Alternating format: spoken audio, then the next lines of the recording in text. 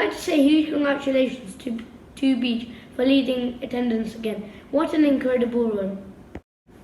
In this week's news, we will be discussing how inspirational people have been able to act on their feelings, especially anger and frustration, and have been able to express themselves so passionately that they have been able to make a change for the good. Have you ever felt so strongly about something and wanted to make a change? Well, feminist Malala Yousafzai did exactly that. 8 years ago, Malala was shot on her way home from school in Pakistan. The Taliban have tried to stop women and girls getting an education in Swat, the area of Pakistan where Malala lived. Malala has recovered and continues to campaign for education, but there are still people back home in Pakistan who aren't happy about that. Let's watch a video clip and find out her story. On October 9th, 2012, Malala Yousafzai was travelling home from school when she was shot. Her crime? Speaking up for the rights of girls to have an education. Malala grew up in the Swat Valley in northern Pakistan. It's a remote and traditional part of the country with a proud history of education. But when Malala was 10, the area was taken over by the Taliban, an armed group with extreme views about Islam and how Muslims should live.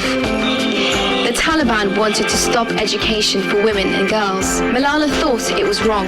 She continued to go to school, wrote a blog, and spoke out for the rights of girls and women. When the gunmen boarded Malala's school bus, they asked, "Who is Malala?" before shooting her. She was badly injured. Doctors in Pakistan and then in the UK worked hard to save her life.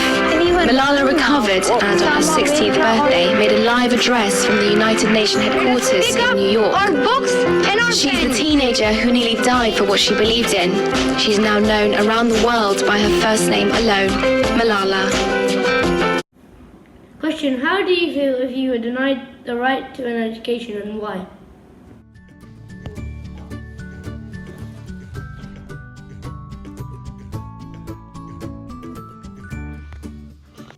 Something very similar happened back in 1918, when women had been campaigning to get the vote for the decades. But it wasn't until the suffragettes were formed that they managed to achieve their goal. Emmeline Pankhurst, the leader of the suffragettes, was jailed 11 times for campaigning. This made her feel very angry and frustrated because her voice would not be heard. As a result of her resilience and perseverance, she finally had a breakthrough. A bill was passed through the parliament that granted some women the right to the vote.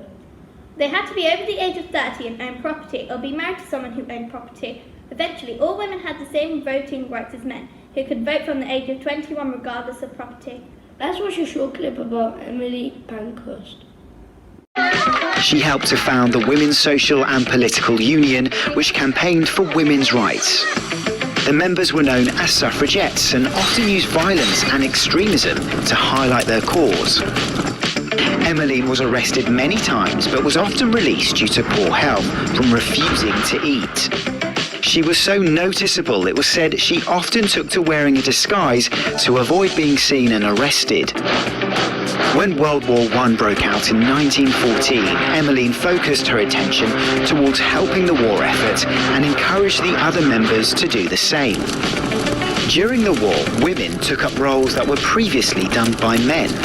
This helped to change attitudes, and after the war in 1918, a law was passed which allowed certain women the right to vote. It wasn't for another 10 years until almost all women and men, no matter their background or age, were able to vote. Unfortunately, Emmeline didn't manage to see this day and died a few weeks before the law was passed. Question: is this something you feel very strongly about? This could be something at home, school, or something going on in the world that makes you feel angry. What would you like to do something to make a change?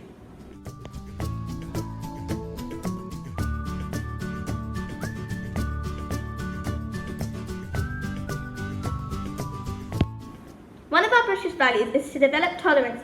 Tolerance is about respecting other people's religions, cultures, and beliefs. This also means to be tolerant of people's age, gender, race, education, wealth, and social status. British value reflection. How does listening to people's beliefs and feelings link to our British value of tolerance? Let us know.